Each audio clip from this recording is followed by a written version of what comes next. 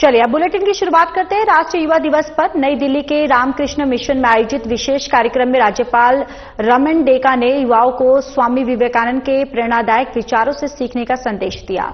उन्होंने कहा कि स्वामी विवेकानंद ने अपने विचारों और कार्यों से भारतीय युवाओं को राष्ट्र निर्माण की दिशा में कदम बढ़ाने के लिए प्रेरित किया है। कार्यक्रम में स्वामी विवेकानंद के विचारों को साझा करते हुए उन्होंने कहा कि आज के युवा आत्मविश्वास और आत्मनिर्भरता के साथ अपने लक्ष्य की तरफ बढ़ सकते हैं। स्वामी जी ने कहा था कि दुनिया को चरित्र की आवश्यकता है और चरित्र जो प्रेम और निस्वार्थता से परिपूर्ण है, ऐसा प्रेम हर शब्द को बिजली की तरह प्रभावी बना देता है।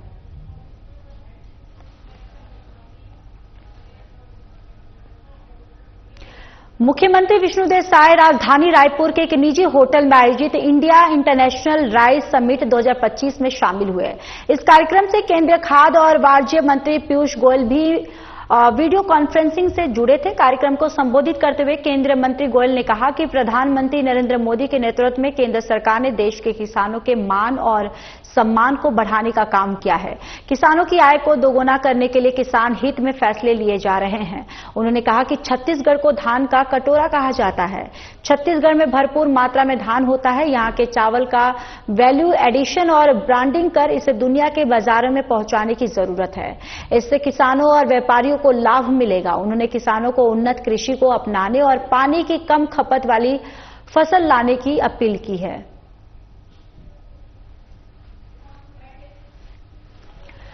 तो देखिए खबर रायपुर से है, जहां पर विष्णुदेव साय यहां पहुंचे और इंडिया इंटरनेशनल राइस समिटी 2025 में वो शामिल हुए। यहां पर वीडियो कॉन्फ्रेंसिंग के जरिए मंत्री पीयूष गोयल जो है वो भी जुड़े और साथ ही साथ यहां पर मुख्यमंत्री विष्णुदेव साय जो है वो संबोधित उन्होंने किया है। और ये दरअसल इंडिया इंटरनेशनल राइस समिटी 2025 का आयोजन था, जहां पर मुख्यमंत्री विष्णुदेव साय जो है वो शामिल हुए और समिट में शामिल हुए हैं। उनके साथ साथ वीडियो कॉन्फ्रेंसिंग के जरिए पीयूष गोयल जो हैं वो भी यहां पर रहे।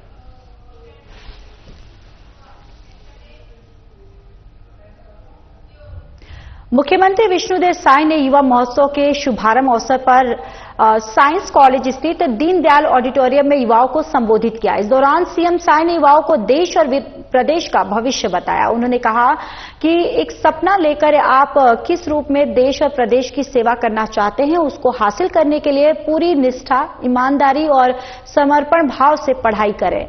सीएम साय ने कहा कि छत्तीसगढ़ राज्य में तकनीकी, मेडिकल, लॉ, मैनेजमेंट से संबंधित उच्च स्तरीय शैक्षणिक संस्थान है और प्रतियोगी परीक्षाओं की तैयारी के लिए रायपुर में नालंदा परिसर युवाओं के लिए 24 घंटे खुला है।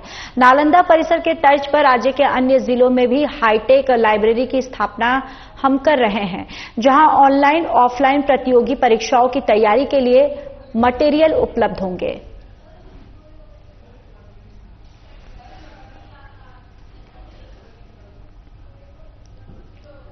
छत्तीसगढ़ के सीएम विष्णुदेव साय बस्तर प्रवास के दौरान कोंडागांव पहुंचे। इस दौरान उन्होंने जिले को कुल 2,88,18,37,000 रुपए के कुल 167 विकास कार्यों की सौगात दी है, जिनमें 2,08,26,46,000 के 130 विकास कार्यों का लोकार्पण और 69,91,00,000 रुपए के 38 कार्यों का भूमि पूजन शामिल किया है। वहीं सीएम साय ने विकास नगर स्टेडियम में आयोजित कार्यक्रम को संबोधित करते हुए कहा कि केंद्र सरकार की ओर से प्रधानमंत्री आवास योजना के तहत प्रदेश के लिए 3,88,000 नवीन आवास स्वीकृत किए गए हैं।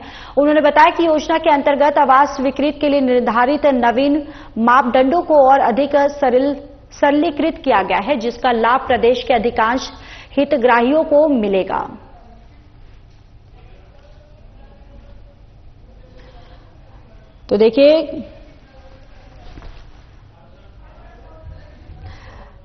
तो देखिए विष्णुदेव साय जो है वो कांडागांव पहुंचे, जहां पर इन्होंने लोगों को माफ कीजिएगा, कोंडागांव विष्णुदेव साय पहुंचे हैं। यहां पर उन्होंने 168 विकास कार्यों की दरअसल सौगात दी है और साथ ही साथ यहां पर उन्होंने बच्चों से, छात्रों से मुलाकात की। उन्होंने ये भी कहा कि आश्वासन दिया है कि लाइब्रेरी जो है वो नालंदा के तर्ज पर यहां पर उसका ओपनिंग होगा। और साथ ही साथ आपको बताते चले कि इस दौरान कोंडागांव में उन्होंने भूमि पूजन किया है और साथ ही साथ यहां पर उन्होंने लोकार्पण भी किया है।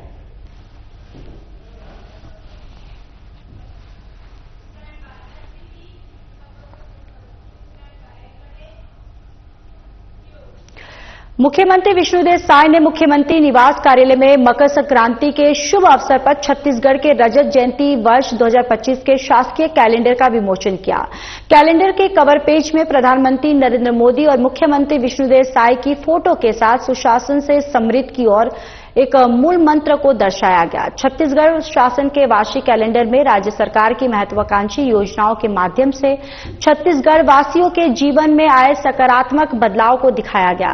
विमोचन के अवसर पर कृषि मंत्री रामविचार नेताम और लुंड्रा विधायक प्रबोध मिंज, मुख्यमंत्री के सचिव पी दयानंद उपस्थित थे।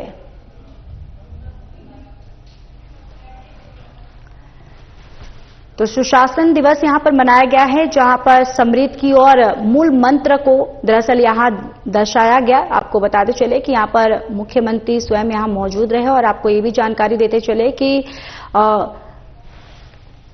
यहां पर दरअसल विमोचन किया गया, जहां पर पीएम नरेंद्र मोदी की तस्वीर जो है उसके साथ इस कैलेंडर का विमोचन किया गया और इस दौरान मुख्यमंत्री विष्णुदेव साय जो है वो स्वयं यहां पर मौजूद रहे।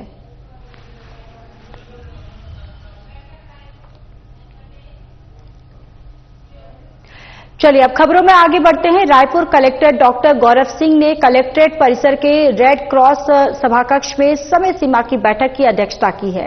इस दौरान कलेक्टर सिंह ने कहा कि कलेक्ट्रेट कार्यालय के सभी अधिकारी कर्मचारी निर्धारित समय सुबह 10 बजे तक कार्यालय में उपस्थित रहे और सभी अनुविभाग और तहसील स्तर के कार्यालय में अनिवार्य रूप से लागू किया जाए। वहीं कलेक्टर ने कहा है कि जो अधिकारी और कर्मचारी बाइक से आए वो हेलमेट और जो 4 पहिया वाहनों का उपयोग करते हैं वो सीट बेल्ट का उपयोग करें और साथ ही वाहन निर्धारित पार्किंग स्थल पर वाहनों को पार्किंग करें। इसी के साथ कलेक्टर ने कहा कि सभी राजस्व अधिकारी अपने संबंधित पुलिस थाने के अधिकारी से संपर्क रखें और दुर्घटना या किसी प्रकार हादसा होने पर तुरंत सूचना प्रदान आवश्यक कार्रवाई भी करें। साथ ही सभी तहसीलदार अपने कार्यालय में अनुशासन बनाए रखें और सभी लंबित प्रकरण का निपटारा भी करें।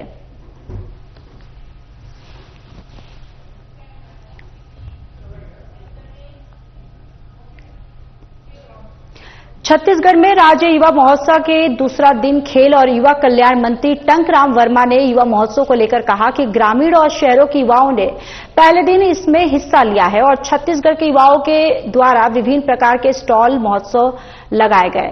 उन्होंने कहा कि हमारी सरकार युवाओं पर फोकस कर रही है। हमारी सरकार और विभाग युवाओं को सतत आगे बढ़ाने के लिए लगातार प्रयास कर रही है।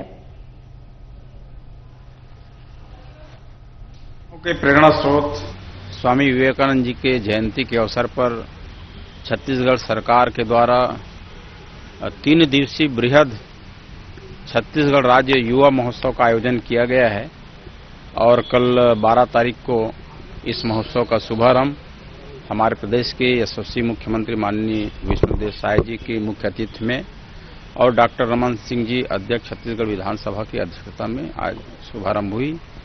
और इस अवसर पर हमारे प्रदेश के चुनिंदा 3500 युवा साथी भाग लिए और नगर के और ग्रामीण के बहुत से हमारे युवाओं ने कल कार्यक्रम का आनंद लिया। और कल शुरुआत में हमारे छत्तीसगढ़ के लोक कला मंच के बहुत ही ख्याति प्राप्त आरू साहू का कार्यक्रम था और उसके बाद मैं अयोध्या हूं सतयुग से लेकर के अभी 2024 तक की यात्रा का सफल मंचन कल देखने को मिला और छत्तीसगढ़ के युवाओं के द्वारा कई तरह के स्टॉल लगाए गए थे जिसमें कुछ सीखने का, समझने का, मिलने का एक अवसर प्राप्त हुआ।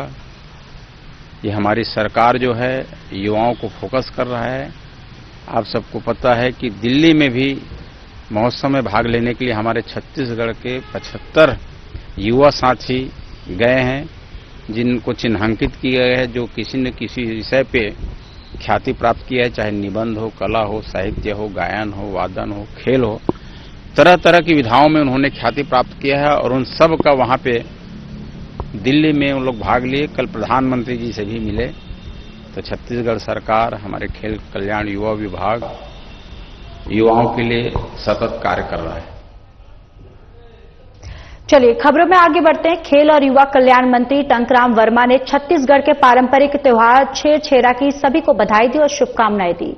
उन्होंने कहा कि छेरछेरा त्योहार की सभी प्रदेशवासियों को शुभकामनाएं और ये त्योहार छत्तीसगढ़ की धरोहर है। साथ ही उन्होंने कहा कि छत्तीसगढ़ की पहचान को हमें बचाकर रखना है। छत्तीसगढ़ की धरोहर है, हमारी संस्कृति है। ये भाईचारा को मिल बांट करके परस्पर बांटने का, और आज मेला भी लगता है छेरछेरा का मेला, तो ये हमारे छत्तीसगढ़ की पहचान है, इसको बचा के रखना है। कोरबा के फ्लोरा मैक्स कंपनी में ठगी मामले में सियासत अब शुरू हो गई है। मामले में पूर्व मुख्यमंत्री भूपेश बघेल ने ट्वीट कर लिखा है कि कंपनी के उद्घाटन में मंत्री लखनलाल देवांगन शामिल हुए हैं। मामले पर पलटवार करते हुए बीजेपी प्रदेश महामंत्री संजय श्रीवास्तव ने कहा कि ठगी के बादशाह अगर इस तरह के ट्वीट करते हैं तो थोड़ा हतप्रभ हो जाता है। उन्होंने कहा कि वैसे भी भूपेश बघेल जी ट्वीट बॉय हो गए हैं और साथ ही फ्लोरा मैक्स कंपनी में ठगी को लेकर कहा कि किसी भी तरह के ठगी के आरोपियों को नहीं बख्शा जाएगा।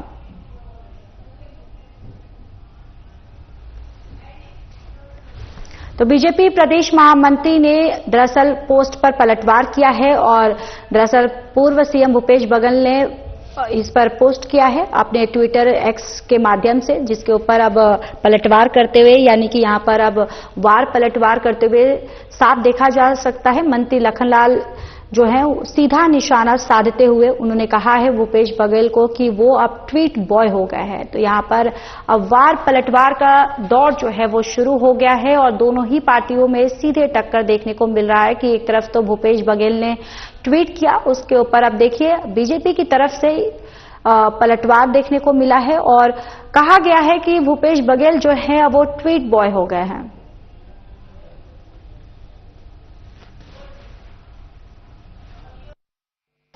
देखिए, ठगों के बादशाह यदि ठगी का आरोप दूसरों पर लगाए तो पूरा प्रदेश हतप्रभ हो जाता है।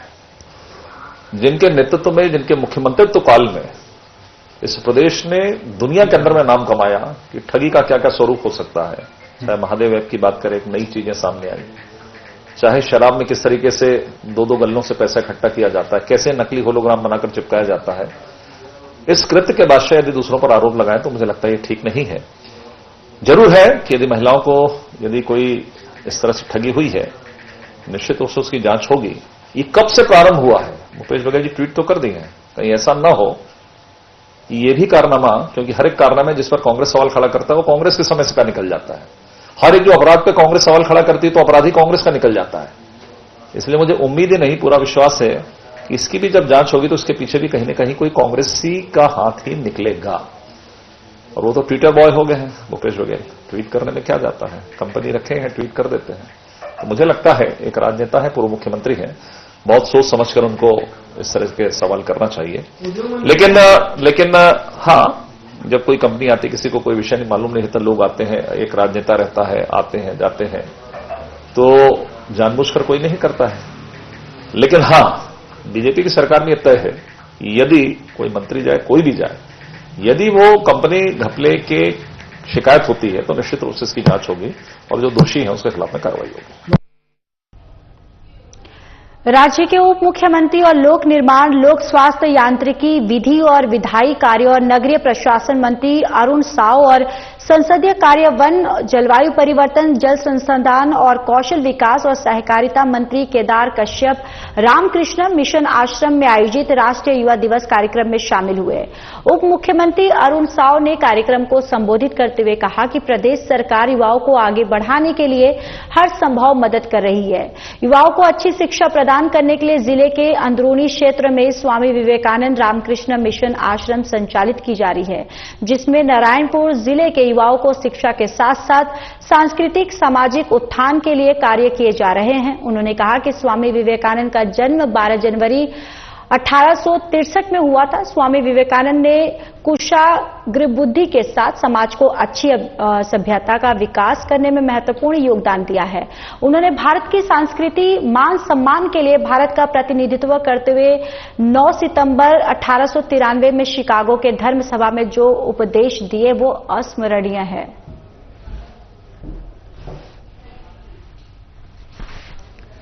तो राष्ट्रीय युवा दिवस का कार्यक्रम यहां पर आयोजन किया गया और तमाम यहां इस आयोजन में छात्र छात्राएं जो हैं वो मौजूद रहे और इस दौरान आपको बताते चले कि स्वामी विवेकानंद जी की उनको भी याद किया गया, उनके तमाम जो बातें थी उसको भी याद किया गया और साथ ही साथ जिस तरीके से उन्होंने स्वामी विवेकानंद जी ने शिकागो में जिस तरीके से भारत का प्रतिनिधित्व उन्होंने किया है वो अस्मरणीय है। ये बातें भी यहाँ पर इस दौरान इस कार्यक्रम के दौरान कही गई और तमाम छात्रों को उनके द्वारा एक मैसेज दिया गया कि किस तरीके से स्वामी विवेकानंद के राह पर चलने के लिए प्रेरित कर रहे।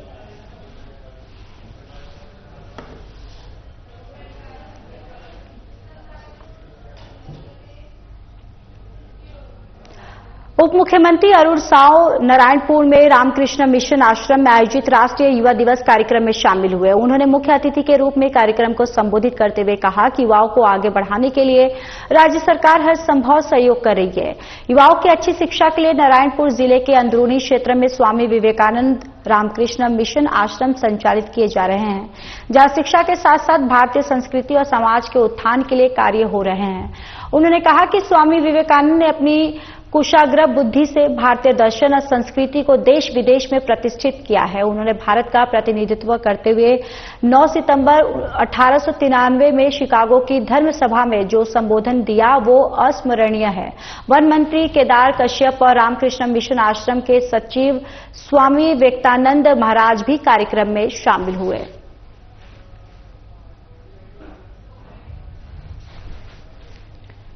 तो स्वामी विवेकानंद कि जन्म स्थल पर यहां पर राष्ट्रीय युवा दिवस का कार्यक्रम आयोजन किया गया और इस कार्यक्रम में उप मुख्यमंत्री भी यहां पर मौजूद रहे और छात्र छात्रा भी तमाम यहां पर मौजूद रहे और तमाम ये जो छात्र छात्राएं जो है उप मुख्यमंत्री को सुनने के लिए यहां पर इस कार्यक्रम में मौजूद रहे। इस दौरान उन्होंने छात्रों को संबोधित किया और साथ ही साथ संबोधित करने के साथ ही यहां पर स्वामी विवेकानंद जी को भी याद किया गया और साथ ही साथ उन्होंने अपने संबोधन में छात्र छात्राओं को स्वामी विवेकानंद जी के पथ पर चलने के लिए प्रेरित किया।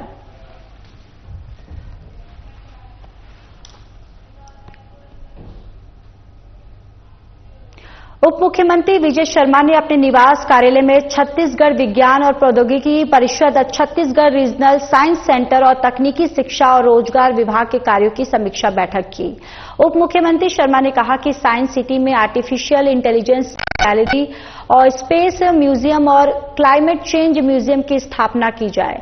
उप मुख्यमंत्री ने कहा कि इन आधुनिक संस्थानों का उद्देश्य युवाओं को भविष्य की तकनीकी और पर्यावरण की शोध से जोड़ना होगा। बैठक में उन्होंने प्रदेश में बड़े निर्माण कार्यों की प्रगति की उपग्रह चित्र निगरानी करने की भी बात कही।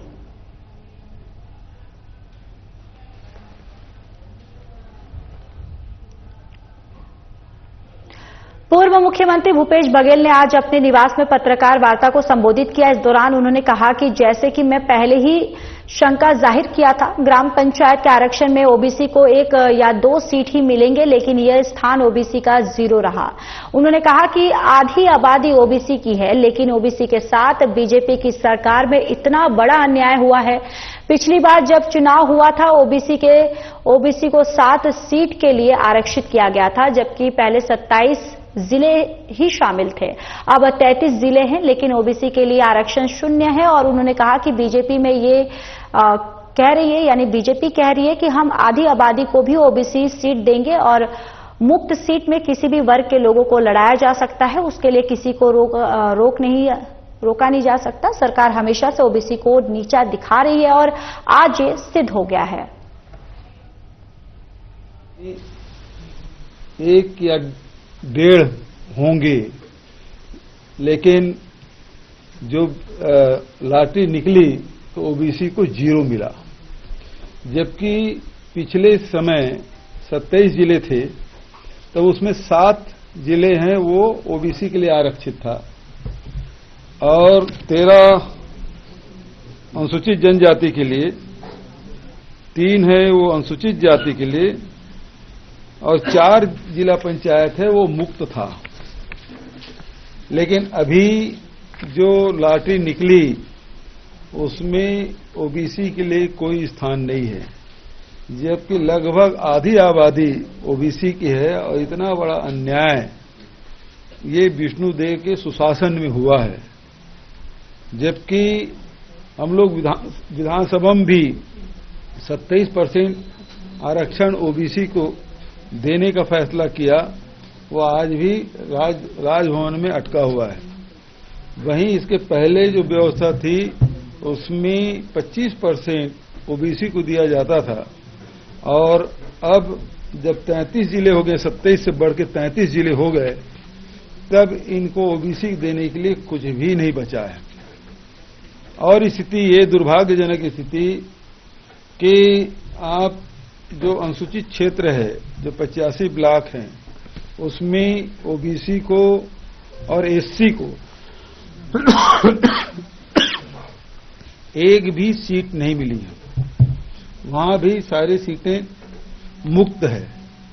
यहां जो बोलते सामान्य के लिए है, तो सामान्य के लिए नहीं है, वो सही उसका जो शब्द है वो मुक्त है। मुक्त में कोई भी लड़ सकता है।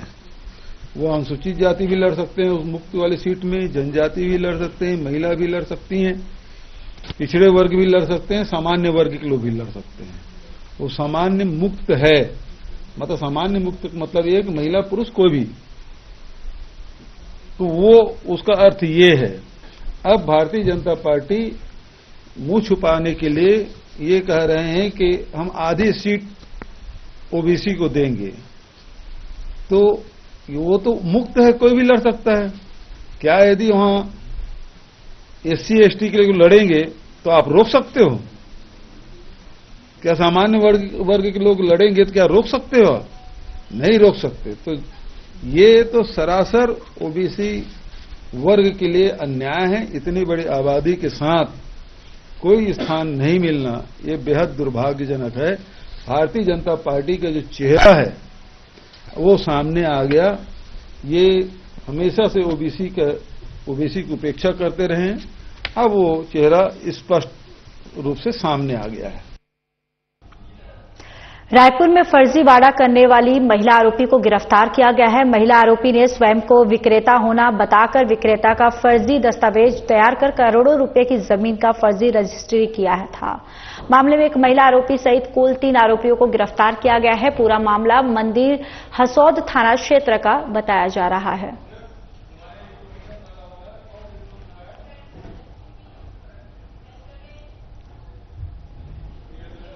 थाना आजाद चौक क्षेत्र अंतर्गत समता कॉलोनी के पास पुरानी विवाद को लेकर प्रथम पक्ष के आलोक कामड़े, रोशन विश्वकर्मा और अमन कामड़े का द्वितीय पक्ष के गोलू मरकाम, वैष्णव मरकाम और भुवन बरवे के साथ विवाद हुआ, जिसमें दोनों पक्षों के लोग एक दूसरे को अश्लील गाली गलौज देते हुए जान से मारने की धमकी देकर मारपीट करने लगे। इस दौरान चाकू से एक दूसरे को मारकर घायल कर दिया, जिसमें प्रथम पक्ष के आलोक कामड़े और द्वितीय पक्ष के वैष्णव मरकाम को गंभीर चोट आई और जिससे इलाज के लिए अस्पताल में भर्ती करवाया गया। तो देखिए, रायपुर से ये पूरी खबर है, जहां पर 2 गुटों में 2 पक्ष में लड़ाई हुई है, जिसमें आपको बताते चले कि दोनों पक्ष से ही लोग जो है वो घायल हुए और जहां घायलों को तुरंत अस्पताल में भेजा गया, जहां पर उनका उपचार जो है वो जारी है। और वहीं आपको बताते चले कि इस पूरे मामले का पुलिस के द्वारा संज्ञान लेते हुए इस पूरे मामले पर पुलिस के द्वारा आगे की जांच जो है वो की जा रही है।